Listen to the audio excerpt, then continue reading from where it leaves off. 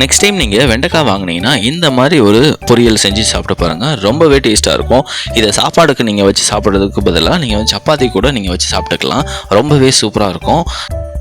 எக்ஸ்ட்ராவாக முட்டை வந்து சேர்த்திங்கன்னா போதும். ரொம்பவே டேஸ்ட்டு நல்லா தூக்கலாக இருக்கும் உங்களுக்கு. இந்த சிம்பிளான சைட் டிஷ் ரெசிபி எப்படி நம்ம பண்ணலான்றது ஃபுல் வீடியோவில் பார்த்து தெரிஞ்சுக்கலாம் வாங்க.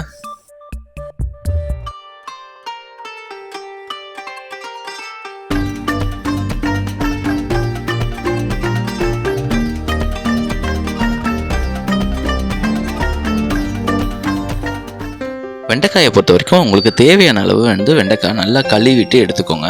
எடுத்துகிட்டு இதை வெட்டுற பக்கம் பார்த்திங்கன்னா நார்மலாக வந்து அந்த எட்ஜஸ்லாம் வெட்டி விட்டுருங்க. வெட்டி விட்டுட்டு பீஸ் வந்து ரொம்ப பெருசாக போடாதீங்க. கொஞ்சம் நல்லா வந்து சின்ன சின்ன பீஸாக வந்து போட்டுக்கோங்க.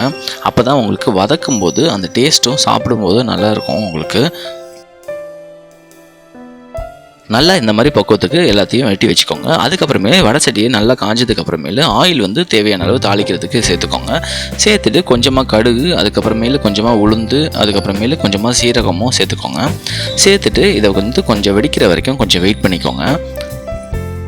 அதுக்கப்புறமேலு பூண்டு வந்து ஒரு சின்ன பூண்டு வந்து நல்லா தோல்லாம் ரிமூவ் பண்ணிட்டு நல்லா தட்டிட்டு சேர்த்துக்கோங்க. அதுக்கப்புறமே ஒரு கைப்பிடி அளவு வெங்காயம், ஒரு சின்ன வெங்காயமாக இருந்தால் ஒரு வெங்காயம் கரெக்டாக இருக்கும். பெரிய வெங்காயம் வந்து ஒரு பாதி வெங்காயம் சேர்த்தா போதும். இதை வந்து எல்லாத்தையும் சேர்த்துட்டு கொஞ்சம் கலர் மாறுற அளவுக்கு கொஞ்சம் நல்லா வந்து வதக்கி விட்டுக்கோங்க. இந்த ஸ்டேஜில் வந்து கருவேப்பிலை கொஞ்சமாக வந்து சேர்த்துக்கோங்க. சேர்த்துட்டு கொஞ்சம் நல்லா வதக்கி விட்டுக்கோங்க. அதுக்கப்புறமேலு ஒரு பிஞ்ச் அளவு வந்து மஞ்சத்தூள் வந்து சேர்த்துக்கோங்க. சேர்த்துட்டு காரத்துக்கு ஏற்ற மாதிரி நீங்கள் வந்து மிளகாத்தூள் வந்து தனி மிளகாத்தூள் சேர்த்துக்கோங்க.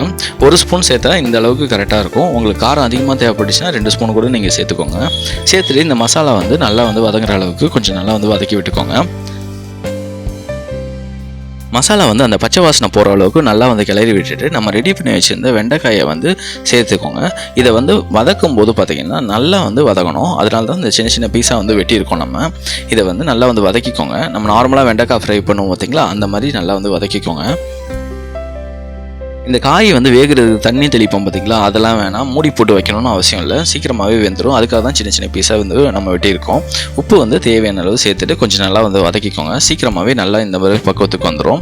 இப்போ வந்து நம்ம வந்து முட்டை வந்து நம்ம சேர்க்க போகிறோம். இந்த மாதிரி பக்குவத்துக்கு வந்ததுக்கப்புறம் 5 முட்டை வந்து நம்ம வந்து உடச்சி ஊற்ற போகிறோம். 5 முட்டை வந்து உங்களுக்கு அதிகமாக இருக்க மாதிரி தோணுச்சுன்னா நீங்கள் வந்து 3 முட்டை கூட நீங்கள் சேர்த்துக்கலாம். நீங்கள் 5 முட்டை சேர்த்து பண்ணால் கொஞ்சம் நல்லா டேஸ்ட்டாகவும் இருக்கும்.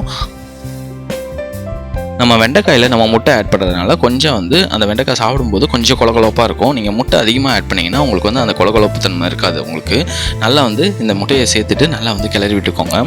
நார்மலாக பொடி மாஸ் பண்ணுவோம் பார்த்திங்களா, அந்த மாதிரி நீங்கள் கிளறி விட்டாலே போதும்.